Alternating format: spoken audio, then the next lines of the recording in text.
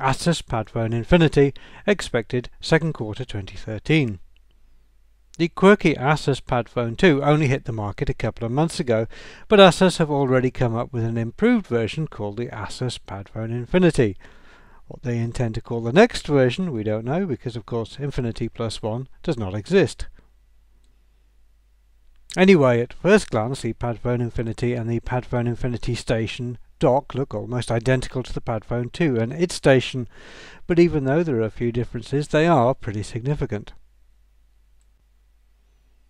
The biggest change between the PadFone Infinity and the PadFone 2 is the display. The Infinity has a 5-inch 1080 by 1920 pixel Full HD Super IPS panel, where the older one had a more modest 4.7-inch 720 by 1280 pixel screen.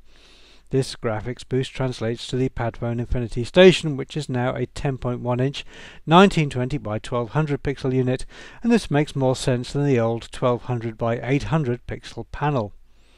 The PadFone Infinity and PadFone Infinity Station are now fully HD compatible, and the PadFone can output to an HDMI TV via an adapter. This is an Android 4.2 device with some of ASUS's own applications on top, including Supernote for note-taking, Story for creating photo albums, and a voice control application called ASUS Echo. Of course, this is all very clever, but you might be wondering why you should want such a thing. But the answer is that it keeps synchronizing data and settings between your smartphone and tablet simple, because the tablet is the smartphone. But all this convenience comes at a cost, €999 to be exact, and there are some other drawbacks which we'll get to later. Inside the PadFone Infinity is a 1.7 GHz quad-core Qualcomm Snapdragon 600 processor, coupled with 2 GB of RAM and 32 or 64 GB of onboard flash storage. The PadFone Infinity comes with a hateful nano SIM slot though, so you won't be able to swap in a micro SIM from another smartphone. The PadFone has a large 2400 mAh battery, and the PadFone Station has a 5000 mAh cell of its own. The docking station can be used to recharge the smartphone component, so you should come away freshly juiced. There's a 13 megapixel camera on the back of the phone, which also works in the station, plus a 2 megapixel front-facing one in the PadFone and a 1 megapixel one in the station. The PadFone Infinity is an LTE-capable device which also supports HSPA+ and all the usual cellular standards.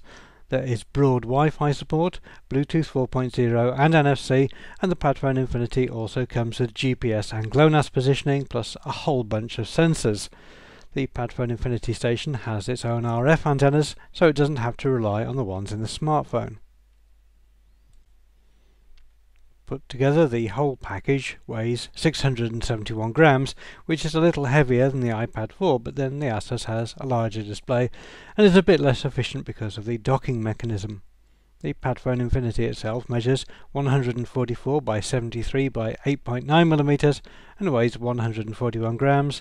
The Station measures 265 by 182 by 10.7 mm and weighs an additional 530 grams. This is all well and good, but at a shade under €1,000 this is a pricey bit of kit. But there's a more significant issue. If you break or lose your PadFone or the Station, then you have to replace it with an identical one, as the PadPhones and Stations are not compatible across generations. So if either component is out of date, then you potentially have a very expensive problem.